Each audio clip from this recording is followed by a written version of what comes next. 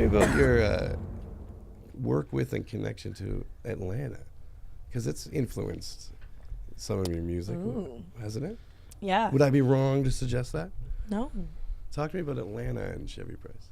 Atlanta is a beautiful place. A very, very beautiful place for me, I think. Do you, like, physically? Like, it looks beautiful? It's more of the feel of it. I got to see the hip-hop politics in a different light. It might not be the same everywhere you go, but my experience when I was there, I mean, you know, you'd have a co-shared space, you know, where people shared a bunch of different studios and stuff like that, and somebody could walk in that was just freshly starting, and people were co-signing these guys because they believed in them. And you would be sitting in a room with, you know, super, super high up people, with just people that started rapping the other day, and everybody was just so respectable, and they just supported each other, and they were honest. They said things, you know, constructive criticism on how to grow and be better, and it was just really nice to see that, because I don't get to see that a lot here. Well, that's what I was going to ask you, is like things that you saw there that you'd want to see here or improve here. It just makes things, I think that everywhere I go, I find a situation or experience that I'm like, okay, I was shown this for a reason, because now I know it's possible. It wasn't just in my head. Right. And then, you know, there's a lot of people that are working very hard to improve our scene here, and to improve the relationships we have between each other, and to make more collabs happen. So it's really dope that it's already happening and already in the works, and that I'm not alone with seeing that. Right. It's just that same thing. Like, sometimes you have to experience it for yourself to see the bigger picture. And I got to do that by going to Atlanta. I also was there for A3C. I performed there while I was pregnant, yes. And that was my last show. My last show before I had my son. And it was awesome. It was an amazing experience. I thought that, you know, geesh, this is a Canadian hip hop showcase. Like, I don't know what's gonna happen. Sorry, the kid came through. Shouts out to you. But people were there. They were lit. They were from all over. And they really enjoyed us, and they stayed, and the hospitality was amazing. So it goes from different perspectives, I guess. They got something in the water down there. They're freaking nice, and the girls is fine as hell. I'm sorry, I have to say it. Oh yeah. Sorry. But like, there's so many successful people come out of Atlanta, and they're not scared to say how it happened. Like, you'll be sitting there, and, you know, I went there one year, and they're like, you know, find a song that you can play in the strip club. And go perform it at a strip club, or get, you know, girls that like dancing to it to dance to it. And they'll start and they won't stop. That's how they break records down there. That's how they break them. The strip club's a really different place down there. Oh, yeah. Like, it's not... It's an experience. It's much different than It's much more of a meeting place, like, than a... Yeah. Esco guy breaks mad records down there. Like, that's a whole thing in, like, the sound of hip-hop. Like, there was the outdoor park sound of New York. There was the trunk drive around lowrider sound of the West Coast. And that's why that bass started to come up. And then there's the sound of the strip clubs in Atlanta. And, like... But if you're... I hope that if you are a dancer and you do like Prove It, please shake your booty to that. Yeah, if the strippers ain't getting down to it, like, it's not certified down there. Like, no, that's when it breaks. It's crazy like that. Yeah. But I kind of like it, though, because it's giving the control back into the consumers, right? Like, that's the biggest thing. Talking like, about that. I feel like as artists, we play a lot on our personas, 110%. That's kind of our job, is to sell this lifestyle and different things like that. But then there's also the politics behind music. Like, you have to have this type of sound, or this person says this is how it's supposed to be, and this, that, and the fifth, or, you know, it's not really about that. It's about the people that are listening to it and how they feel when they listen to it. If you want to dance to it, if you want to cry to it, if you want to do all that, that to me is what music's about. It's not the person who calls the shots. It's about the people that listen to it and the consumers, right? And that's just what's happening for me when somebody says, oh, the songs break because strippers love it. People love strip clubs. We love strippers. It is what it is. And, you know, they're doing their thing to a song that they enjoy. What's wrong with that? Also, they are professional dancers. Yeah. And why wouldn't you get them to, like, trial run what it'd be like to dance to that? If a stripper called me up, so people go out on Friday nights and dance for what? A combined 30 minutes once they get down to it? What, between all the mingling? What about someone who does this for hours daily? they would know better what would be easier and funner and quicker to get down to. And they're helping you They're just professionals at it. They're helping you sell your stuff, regardless of what type of dancer you are. They're helping sell it big time. You're taking what we do as artists, a sound, and you're showing it from a different perspective. You're showing it because I can't dance. So to have somebody that will dance to my tracks and actually show people how you can actually vibe with it in a different way, like, that's powerful. Yeah. Because some people like touches, some people like gifts, some people like words. You know what I mean? It's the same thing when it comes to music and all the things that we like in life, right? I have the voice, they have the moves. You know, we gotta. There has to be another. There has to be another thing there. We'll figure it out. A swag, style, fashion. If you're a fashionista and you wanna walk to someone. Where do you think you get your swag from? You know, primarily, it's come up. Value Village. No.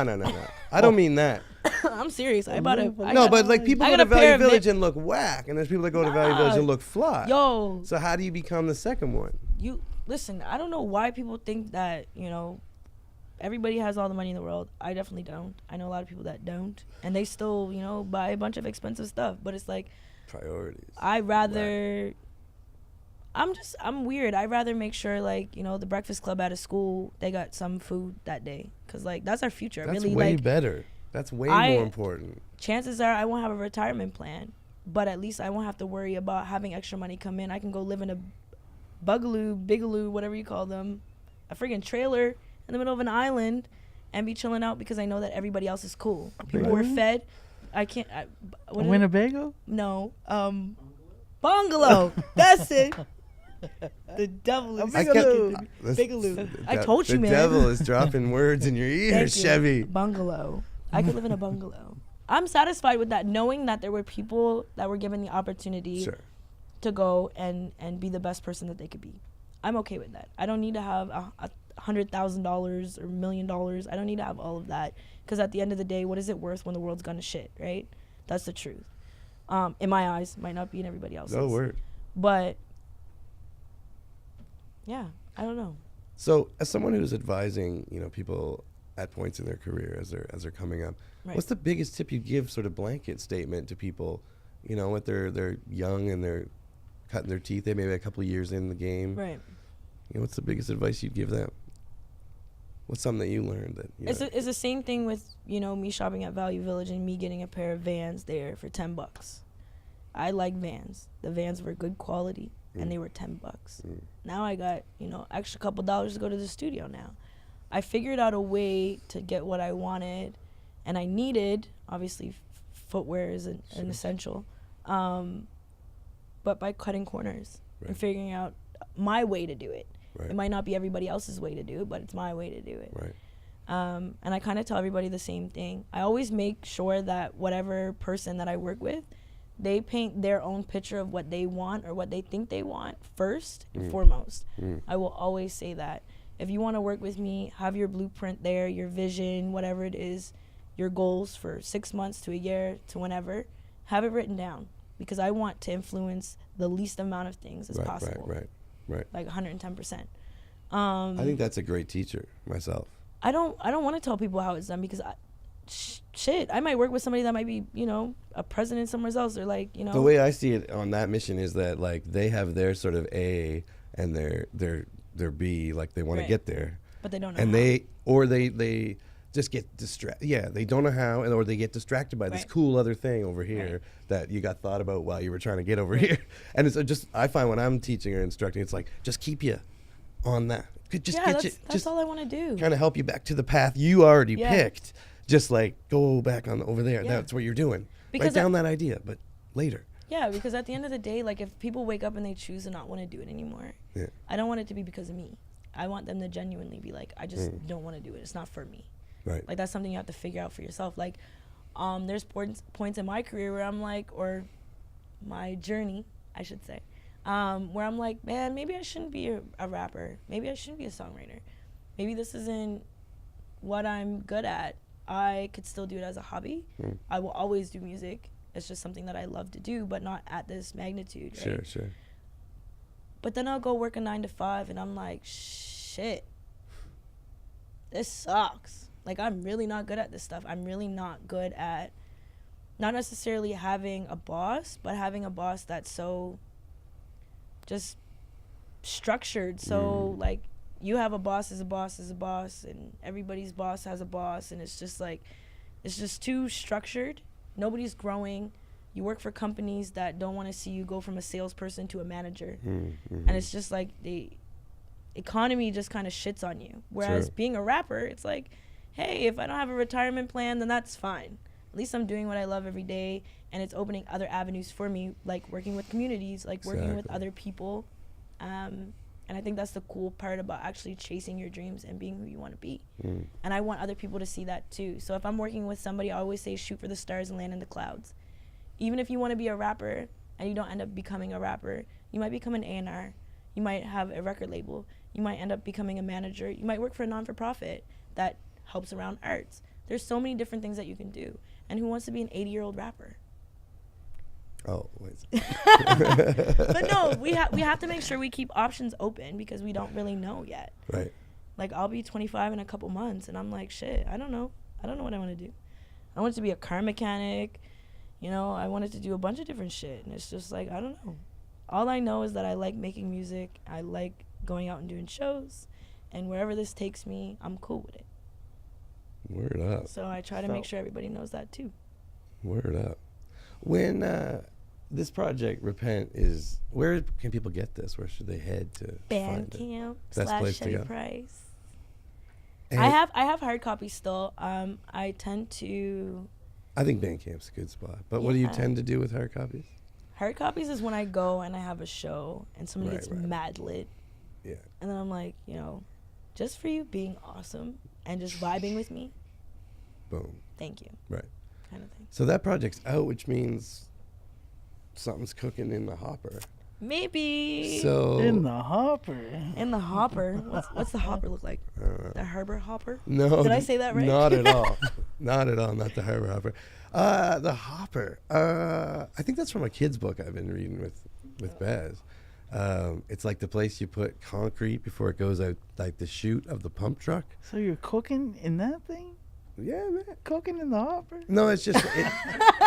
I'm cooking in the hopper. Cooking where the cement is? That's funny. Kinda. It's like, no, but it's like ready to go. It sounds like you're going to be stuck. That's what it sounds I like. feel stuck now. Forget what I was going to ask you now, actually. There's something cooking. Yeah, exactly. Possibly.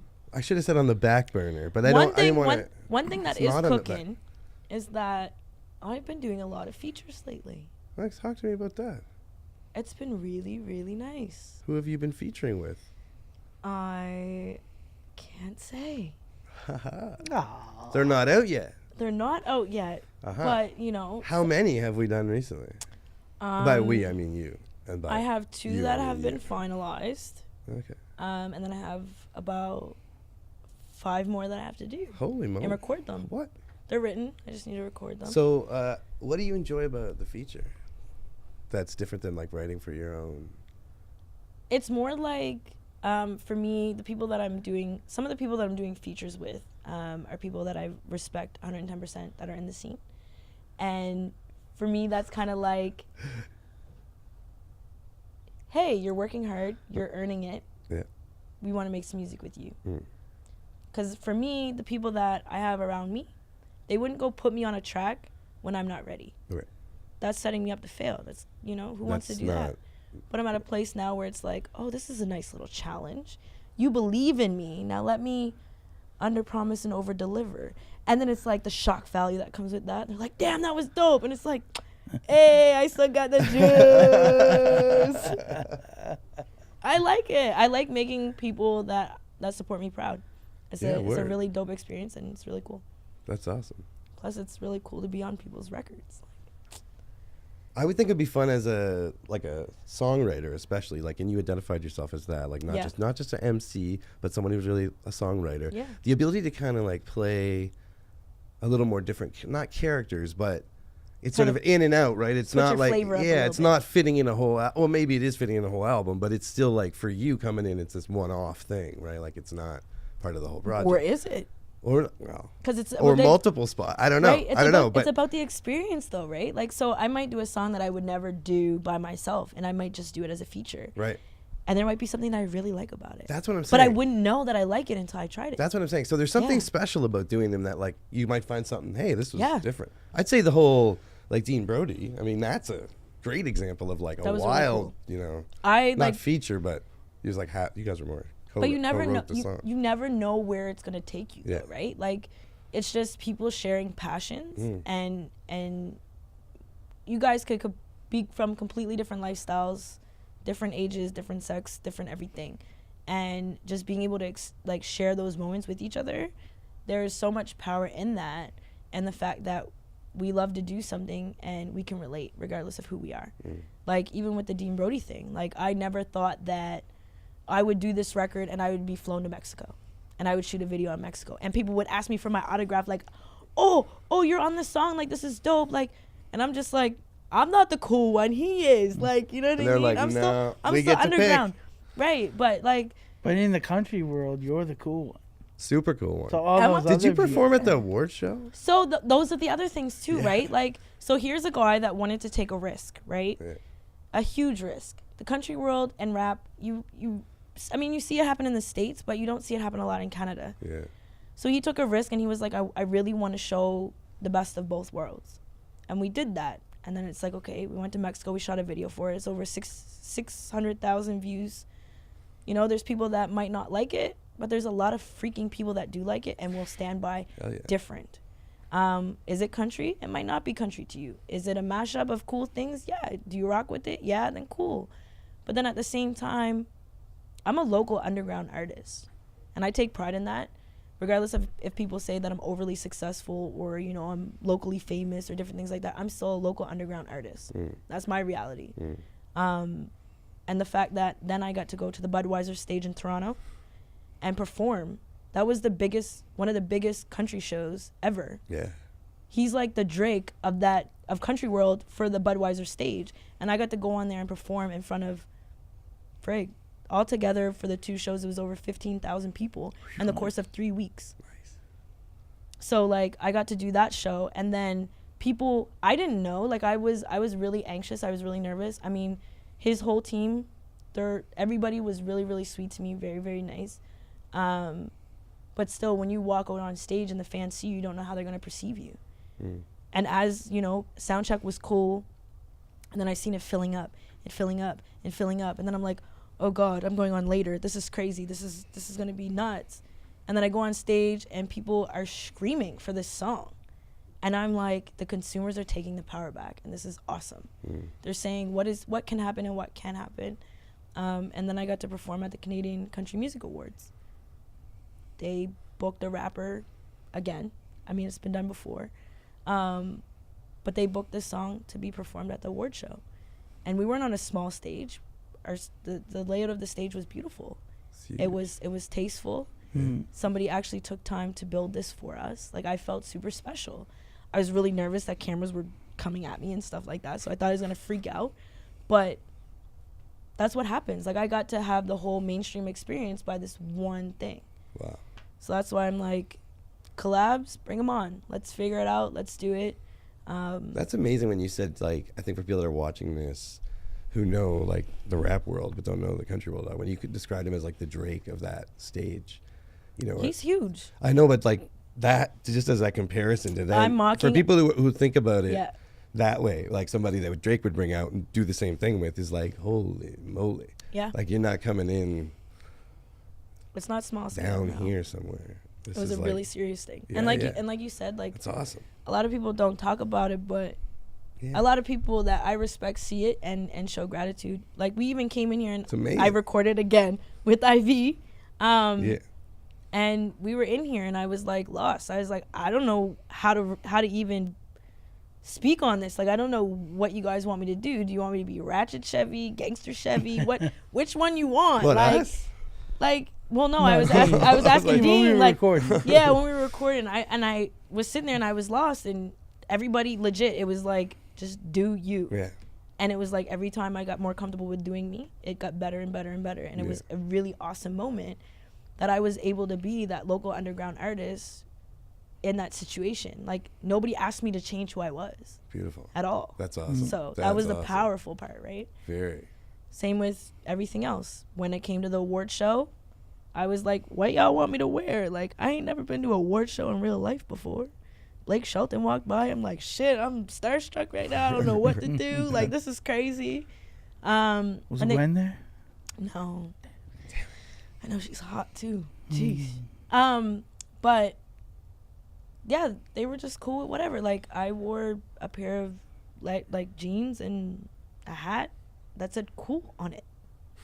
Like, the performance was great though. And it was fun. The performance was great. Those floors were hella slippery though. Were they? Yeah. I was gonna wear heels and then I was like, you owned it though, like the way you like maneuvered the stage. I appreciate that. Because you like, I don't know how many big stages you've been on, but like the when you got the chance to like move around more, like you totally did. I appreciate that. No, because that's one of the performance was great. That's one of the craziest parts, right? Is like somebody believed in a vision, they needed a partner, they brought that person along. Like, these guys had to have a lot of faith in me that I could execute these things, or they wouldn't have done it.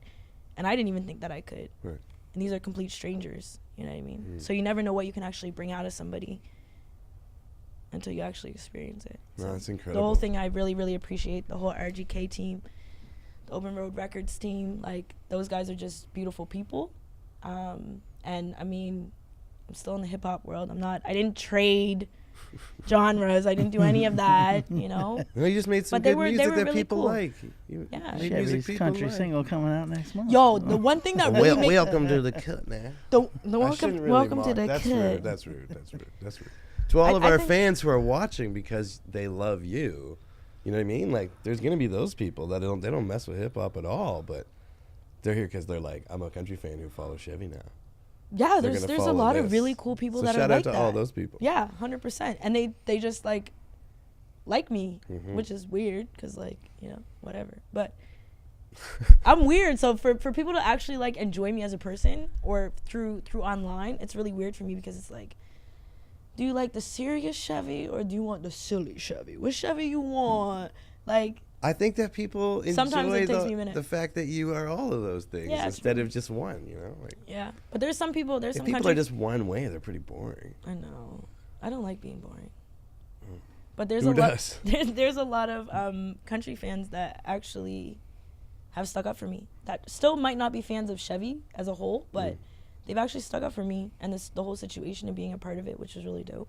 So when you say stuck up for, like, I want to make that a little more explicit. Like, what was the criticism, you know, to name it? Like, what was the criticism of you being on that song? That rap was involved? Or was it bigger than that in the fact that it was, like, a black woman? Like, what was it? Nobody. Was it race? Was it, like, what was the beef with this song? I think it took a lot of time for people to realize that I was actually black. Okay. A lot of people, because, like, I can't read the comments because then I'll get too indulged. Yeah. Right? So I don't think that's a healthy thing for people to do. It's the worst thing. Don't do that. So, excuse me. So I would get people that would send me clips of comments, and they're like, "This makes me so mad. Yeah. This really makes me sick." And, like, some of it was like the part about thinking I was Mexican and needed to be deported. I'm like, this shit makes me angry. Like, why does it matter if I'm a Mexican rapper? Why does it matter? It shouldn't matter. Yeah. And then I'm like, okay, well, I need to figure out what I'm doing in my movements to, like, figure out ways that I can influence change in that area. Or it was, oh, this Asian girl, blah, blah, blah. It's like, yo, dog, those guys over there got a crazy hip-hop scene. So if you ain't following that, you need to get on that because they got mega fans over there. Oh, yeah. You know what I mean?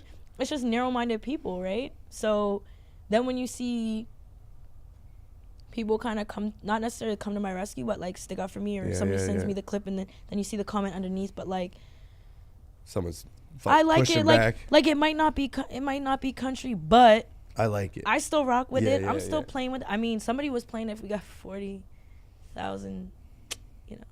Yeah. But at the same time, like, it's really cool that people are like standing up for what is right and what is wrong. Like, it really bothered me that it mattered about what color I was or where I was from. Yeah. And then the deporting part. Yeah. It's like I'm a Canadian artist too. Like if you can be ignorant, you should have enough time to Google me to see that I'm from the East Coast. Like it shows how like ridiculous those stereotypes are because they're so wrong and so strong. Yeah. Like they completely got you wrong in every way. Like deport, I'm not from here. Yeah. Like all these things. Like it's amazing, you know. Like just you didn't even get anything right. Like you're mad about things that aren't. Internet trolls are never going to go away. No, like, I'm not saying that. The trolls are never going to go away, and they're the ones that never do any research, and they're never doing anything with themselves. It's just off the top of the head, like, what do I think, and let me say something that's funny. Yeah. And they don't know, they won't Google you, like nothing. You know what I mean? It's just about like, let me try and get a rise, and start something so I can be entertained. Right. Sure.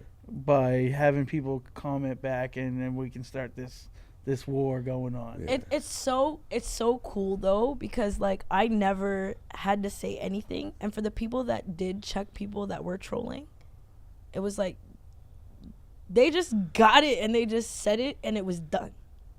Nice. And if not, they knew when enough was enough and like they needed to stop. Like just don't even entertain it anymore. Yeah. But it was the fact that people were sticking up for me. Like I started school, I didn't fit in. I never fit in for the norm. I got bullied a lot. My situation, you know, having a mother that is a lesbian, I got bullied for that. Like that wasn't my decision.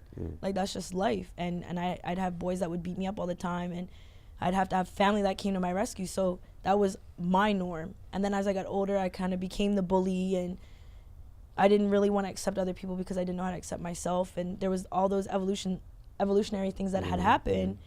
And then to have people come to my rescue now where I'm confident enough that I don't have to say anything. Right. There's so much peace to that just right is right and wrong is wrong. It's the same when people message me about my eyebrows. Awesome. You know, I had one guy that I've had a lot of people that said stuff about my eyebrows. I actually suffer from anxiety disorder where I have went through traumatic things where I have lost my eyebrows. They're not coming back. Deal with it. But one guy had messaged me, and the more open I am about it, the more I find other people struggling with the same thing. And he was just saying nasty shit on my Instagram. And I had to say back to him, I was like, dog, did you ever think, like, what if I had cancer? Yeah. Like, what if I was just born this way? Yeah. Like, and you're just shitting on me. Yeah. And like, you don't do that. Like, I can take the heat. Like, if you want to comment rude things, then troll my page. That's fine. But just second guess when you go to another page. Because it's wrong. Like, it's wrong. And then the person apologized, and I don't think that they did it again. Wow. But it's just in that moment. It wasn't about me. It's just like, I can take my heat. That's fine. Yeah. But the fact that other people are sticking up for me is really, it's cool. I admire it a lot. I appreciate it. It's awesome to find like peace in the storm, you know. Like trolls like annoy people so much, and I like. They're probably like 14, but I like and the even zen of it, where you're yet. like, you know what it really taught me. I like the it's very Buddhist. It's like, I think Buddha has something along the lines of like being grateful for the people that annoy you because they like you get to teach. You get to practice being patient. Right. Practice like being calm. Do not troll me under this video. Please do not do that. So yeah, troll the shit out of it. Just make so Chevy, when's the next thing coming? Like, give me any kind of idea? Like what for the fans want to know? Like, when's the next thing that's not in the hopper? It's not on the back burner. Not in the hopper, not on the back burner. I think it's actually like in a strainer, and like liquid is dripping out of it right now, and it's like getting to a level of congealedness before it's refried or something. I'm not sure where it is in the process, but it's something like that. I won't talk about much, but okay.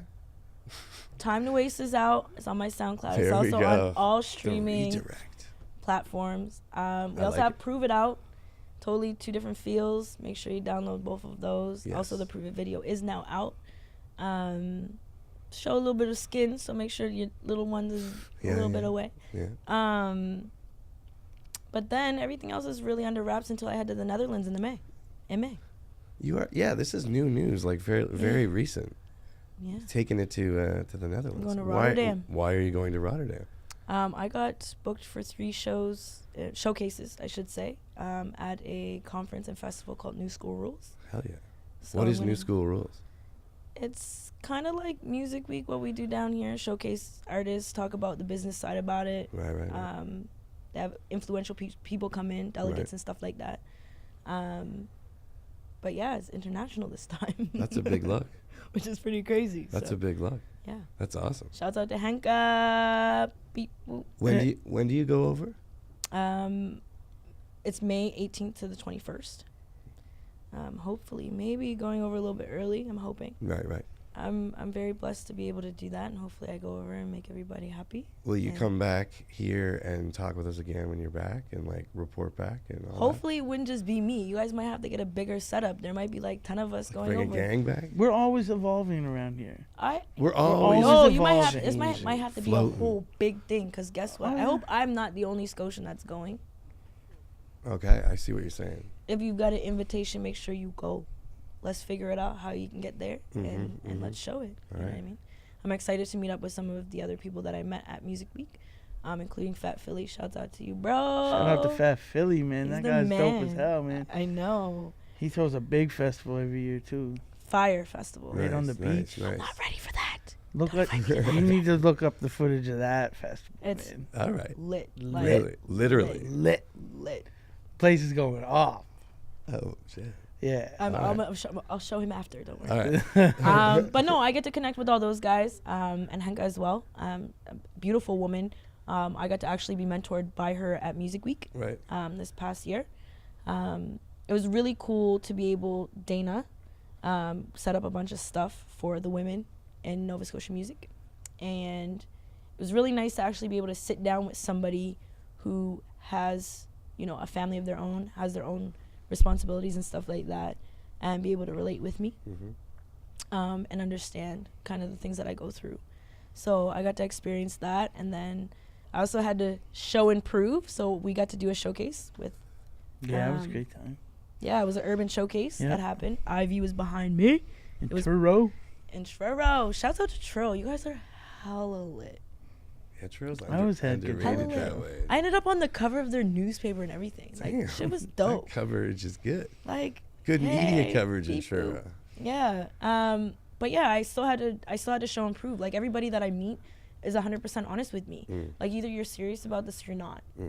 I'm not gonna just like you and then give you everything. And I like the fact that, not the fact that I have to work twice as hard, but the fact that I still have to work for what I want. Right. And that I think that keeps me as resilient as I can be, right? So we got to do the performance. Everybody was pretty lit. It was a great time. Yeah, it was a good time. It was a really good showcase. Everybody put on for that. So shouts out to the urban scene in Scotia. Nice. But yeah, and then I was hoping for that invitation, and eventually it did come. So I did something right. Something. I think the moves you're making are more than right. Like, you keep building and building and getting better and better at what you do. And like, people that don't know Chevy's body of work, go check it out. Like, digest it. Like, you gotta know Chevy. If you know anything about East Coast hip hop and you're sleeping on Chevy, wake up. Wake way up. You got a lot of research to do. Like, don't talk to me until you've done it.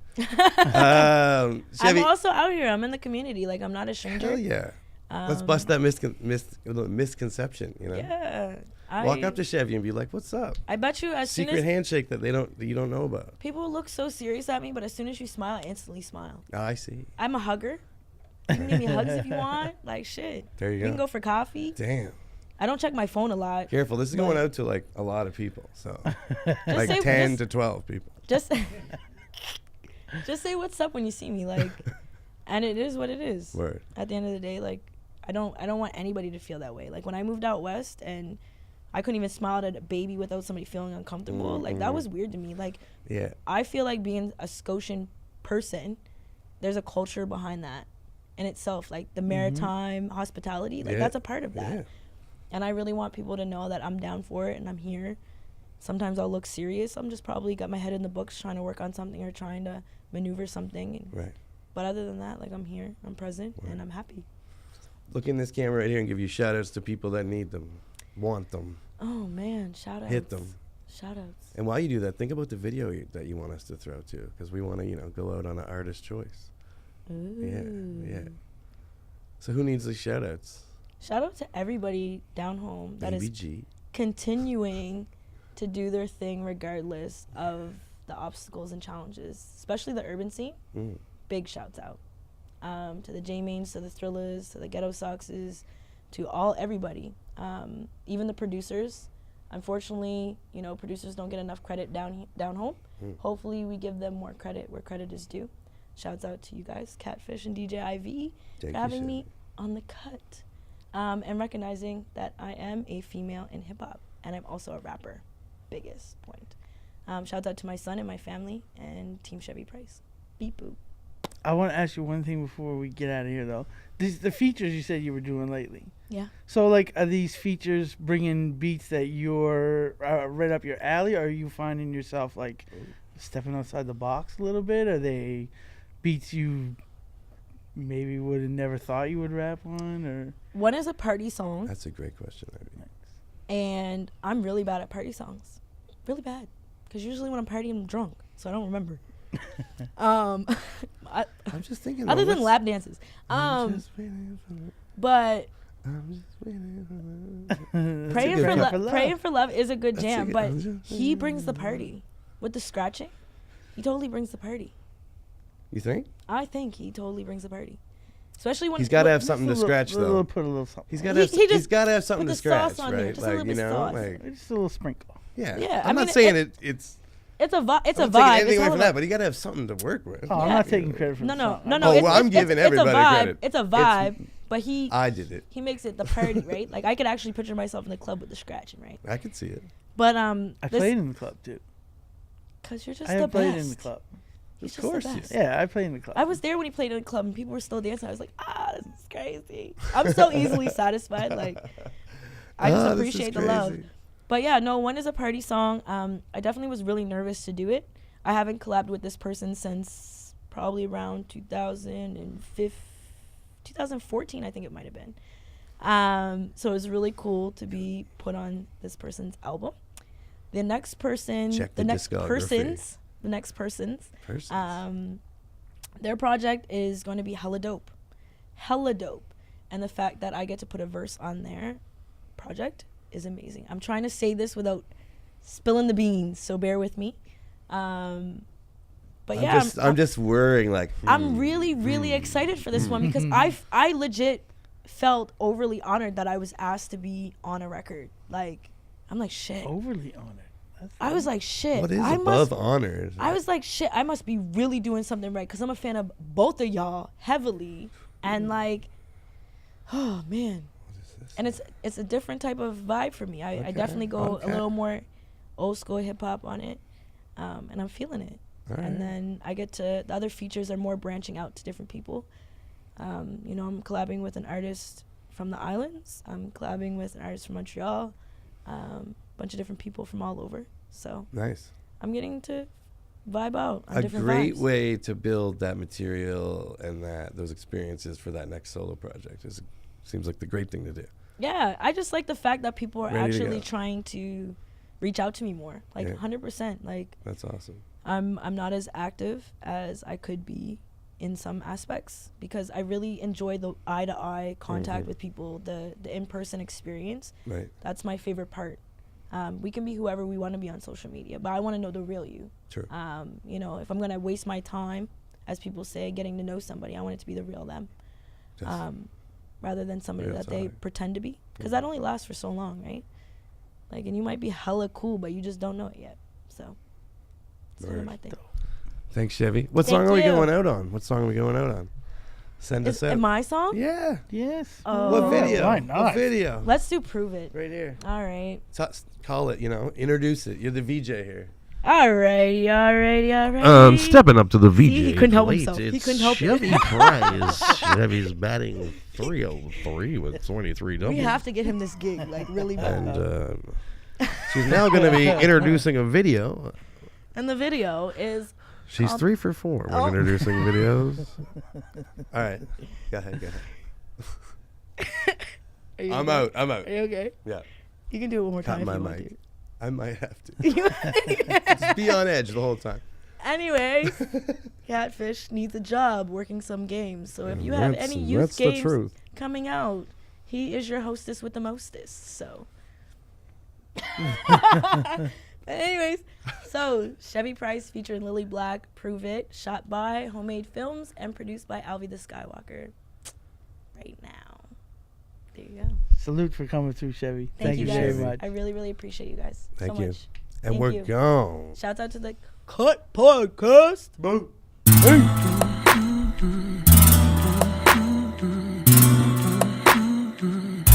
Hey.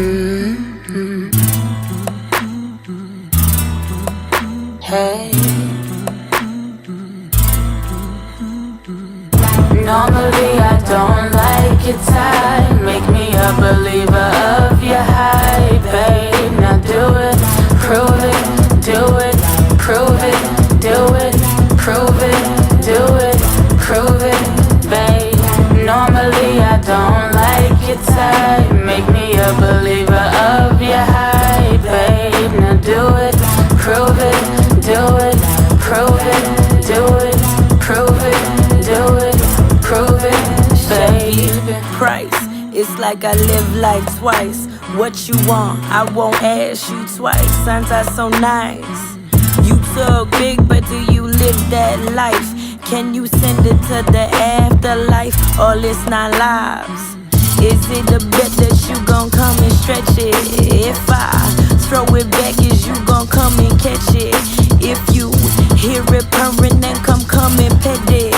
Come direct me to the credits. I play roles with conviction. Is you with it? Normally I don't like your type. Make me a believer of your hype, babe. Now do it, prove it, do it, prove it, do it, prove it, do it, prove it, babe.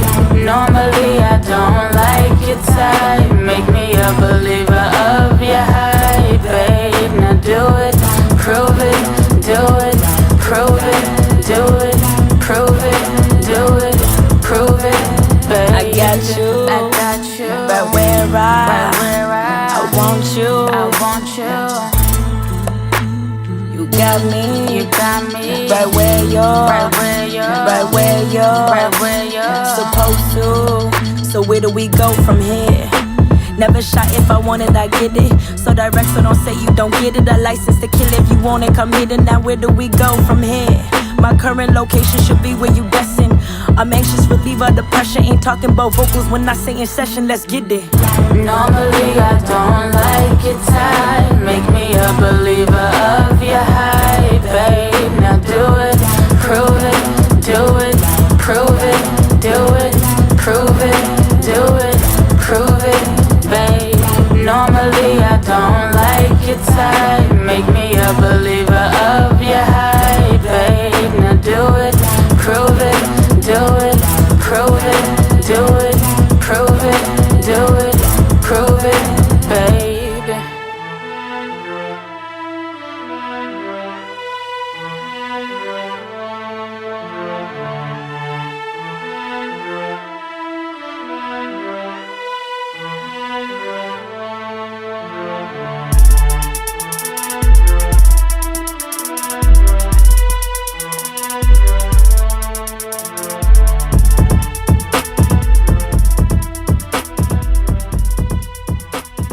Hey, thanks for watching. Please subscribe to the channel. This week's winner of an awesome prize pack from Mary Jane Sackville and Ascension's Barbershop is Shift from the 902.